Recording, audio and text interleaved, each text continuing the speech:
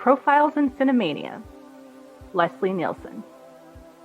It isn't often that an actor can get typecast for decades in one genre, then make a heel turn and end up being typecast for decades in a completely opposed genre. One actor who pulled off this most unlikely transformation was Leslie Nielsen.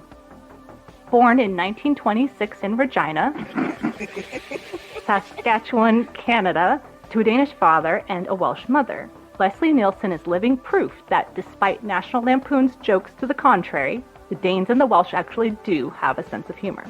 When Leslie Nielsen was a young child, the Nielsen family moved to the Northwest Territories near the Arctic Circle, where Leslie developed rickets, which left him with an altered gait he had his entire life. Rickets is a bone disease caused by vitamin D deficiency, but that's not important right now. We're talking about Leslie Nielsen. Fame was a family trait. Leslie's older brother Eric went on to become a Vice Prime Minister of Canada, and his uncle Gene Herschelt was a movie star. Herschelt inspired Leslie to pursue a life in performance, and toward the end of the 40s, he hitchhiked to Hollywood, which only further proves the notion the only nice people in Hollywood are the Canadians. Except for William Shatner, naturally. Nielsen's first visit to Tinseltown proved fruitless. He found no work and returned home. It wasn't long before he realized there was no future in entertainment in the Northwest Territories, because in that place there is neither future nor entertainment. He returned to the sunny South, tried harder, and this time got into the actor's studio. Nielsen caught an early break. He was cast in roles throughout television in the early 50s, then landed his first 2 feature films back-to-back in 1956. A supporting role in the musical The Vagabond King was followed by a starring role in the science fiction smash hit Forbidden Planet. This film was a groundbreaking work that has already been judged guilty as a cause of cinemania, but it was also weirdly predictive of Nielsen's future in that he played a steely-eyed spaceman well, but couldn't manage to stand out as distinct against a crew of other steely-eyed spacemen. Still, Forbidden Planet opened doors to him. The following year, he co-starred with screen darling Debbie Reynolds in Tammy and the Bachelor, and then landed a gig on high-profile western The Sheepman in 1958. He spent the 60s and 70s playing a series of relatively unremarkable tough guys in a variety of dramas and horror movies.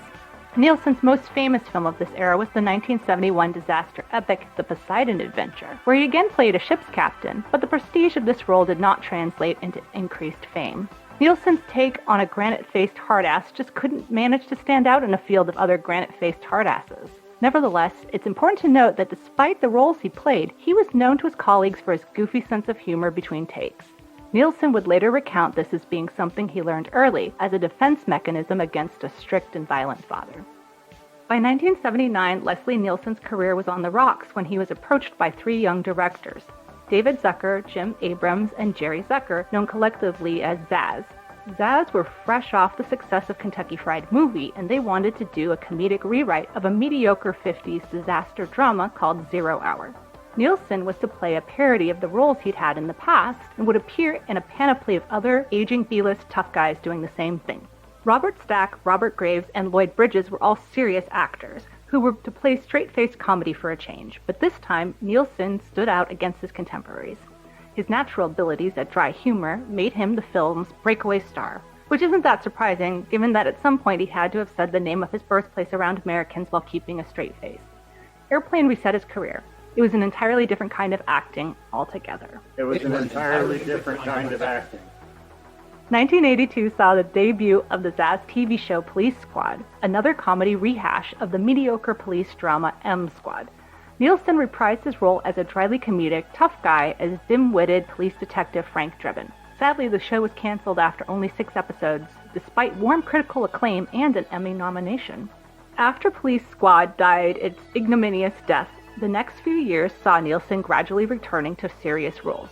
He starred alongside Ted Danson in 1982's Creepshow and appeared with Barbara Streisand and Richard Dreyfuss in the 1987 drama Nuts. As a feather in his cap, Nielsen also had a guest star turn on Golden Girls, where he married Beatrice Arthur's character.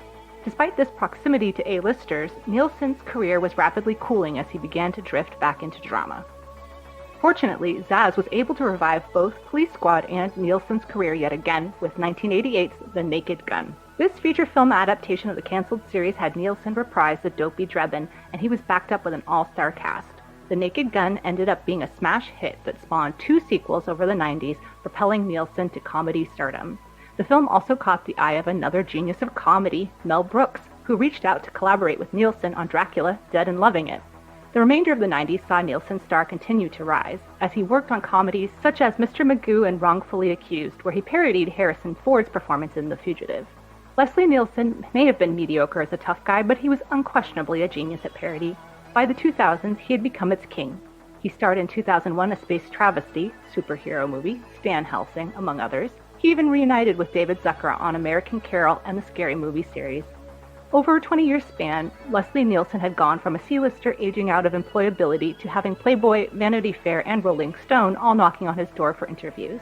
In one he gave to Parade magazine in 1994, Nielsen said, "I don't think I'm getting funnier, I'm getting freer. The more confident you become, the freer you are to become who you really are."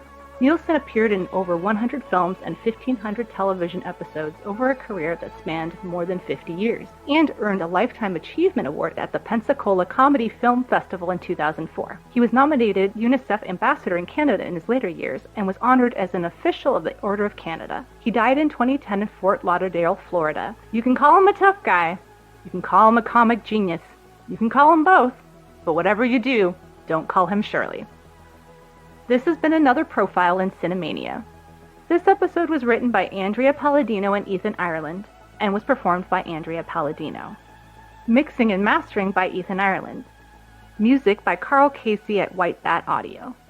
Profiles in Cinemania is a product of the Cinemania Society, LLC.